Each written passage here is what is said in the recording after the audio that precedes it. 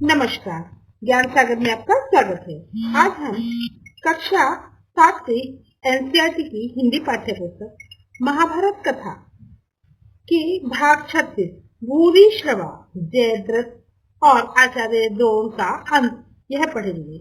हम महाभारत कथा में युद्ध क्षेत्र के वर्णन को पढ़ रहे हैं, जिसमें हमने भाग 35 अब तक पढ़ चुके हैं और इनका एक्सप्लेनेशन वीडियो हमारी प्लेलिस्ट पर जाकर आप देख सकते हैं।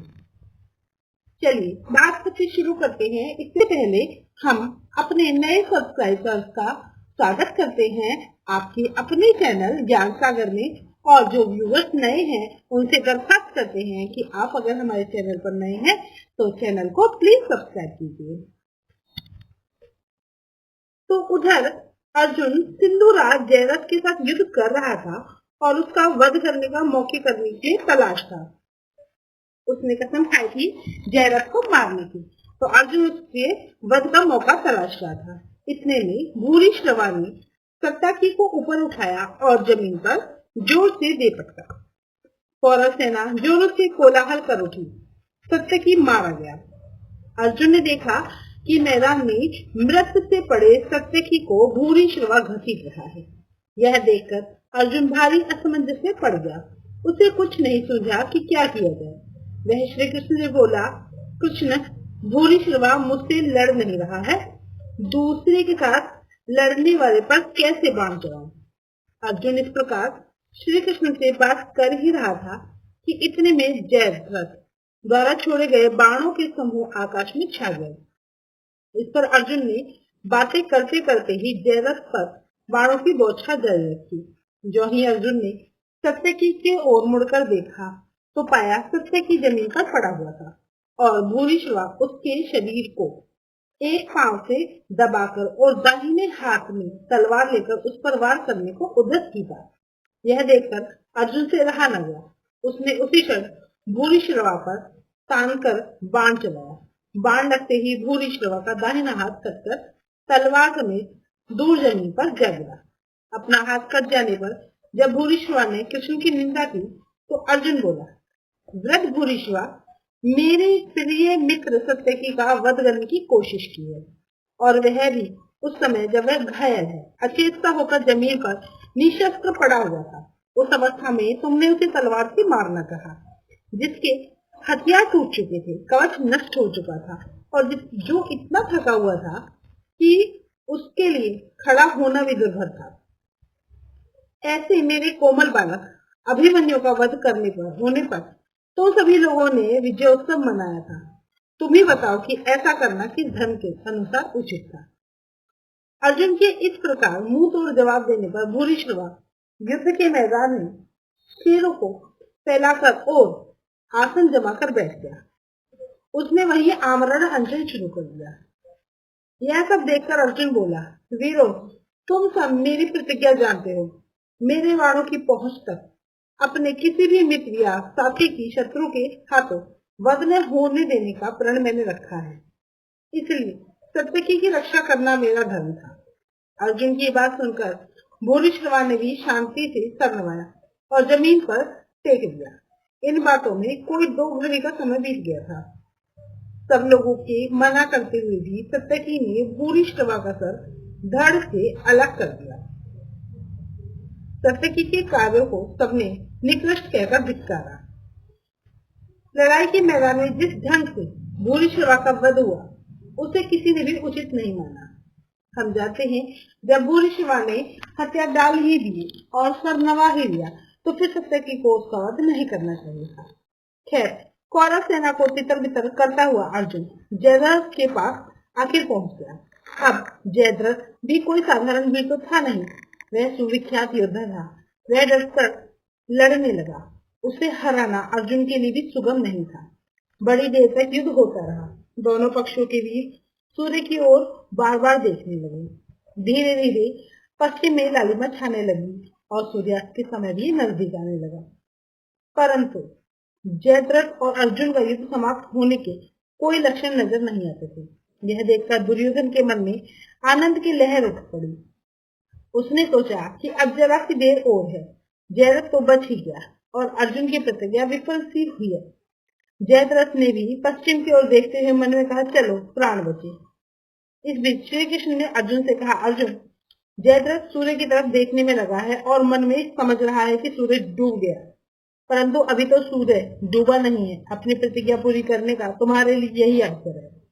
श्री कृष्ण के ये वचन अर्जुन के कान में पड़े ही थे कि अर्जुन के गंडीर से एक तेज बाण छूटा और जयद्रथ के सर को उड़ा ले गया।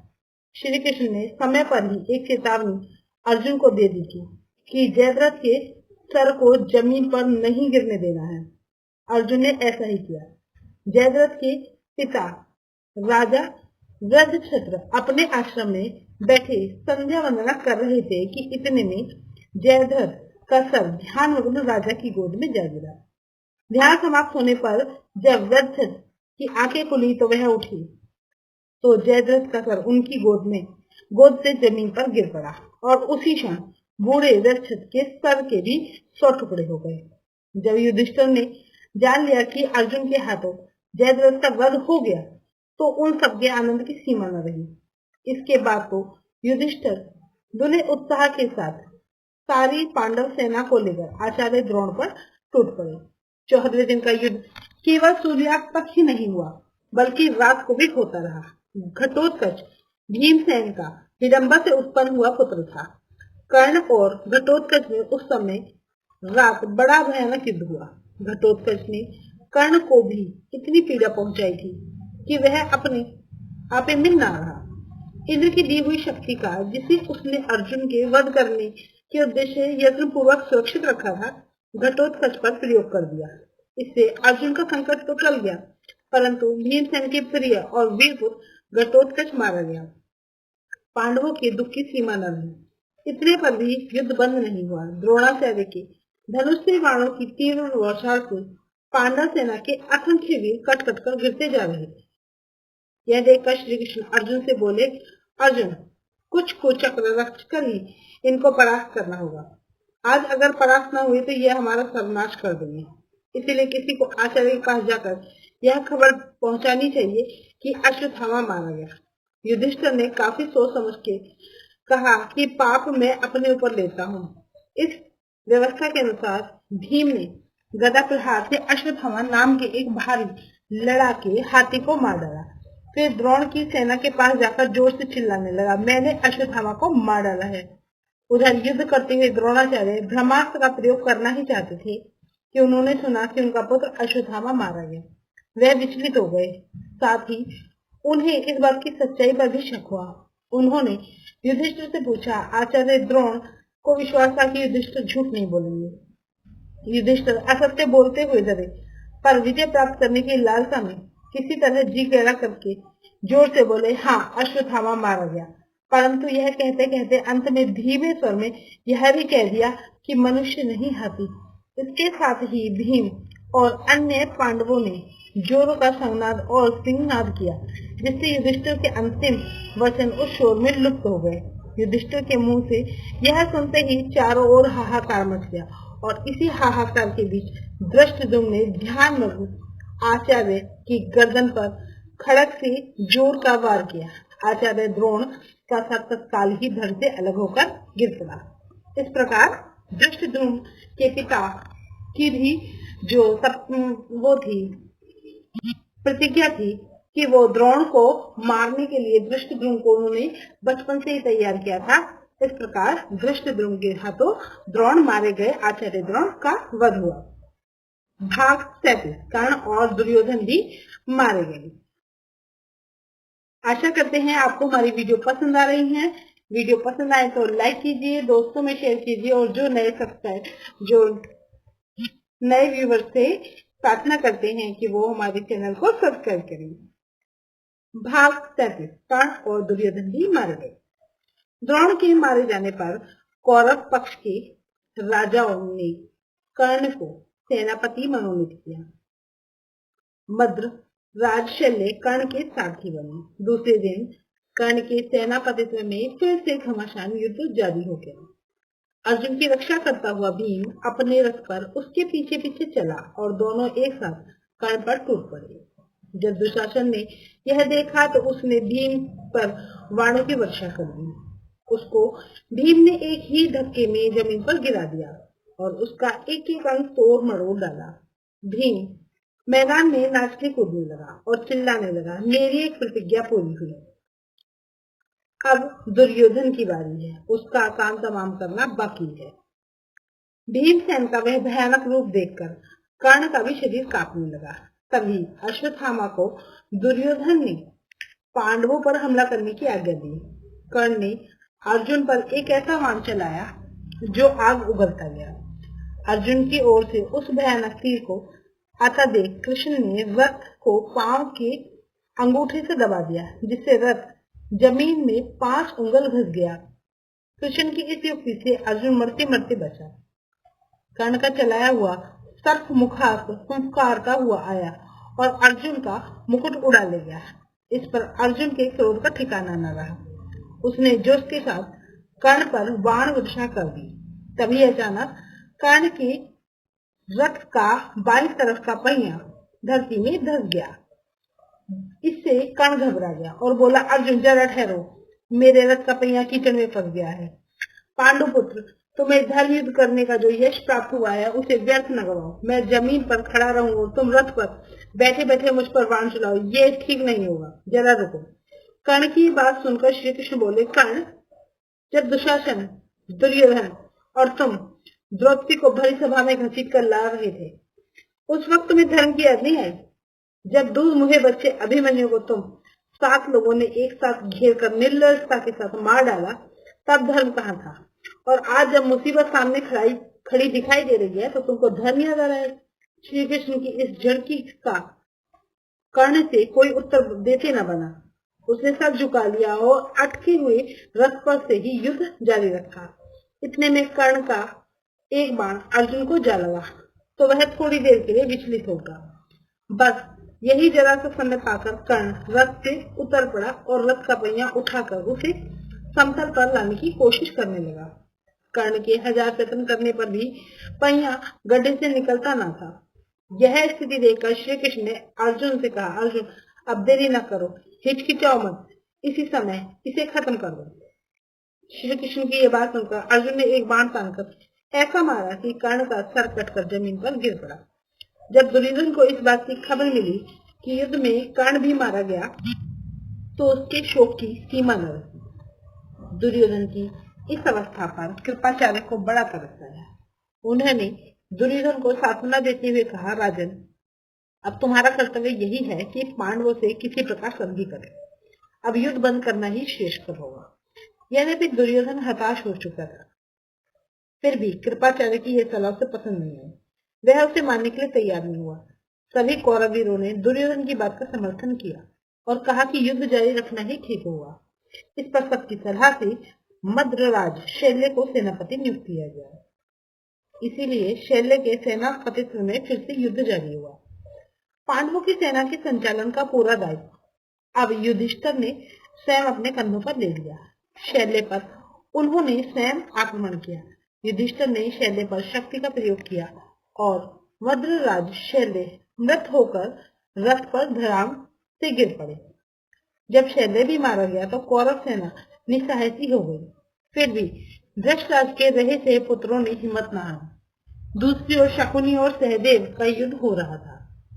तलवार की पैनी धार के सामने नोक वाला एक बाण शकुनी पर चलाते हुए सहदेव ने गरज कर कहा, शकुनी, अपने किए का फल भुगत ही ले।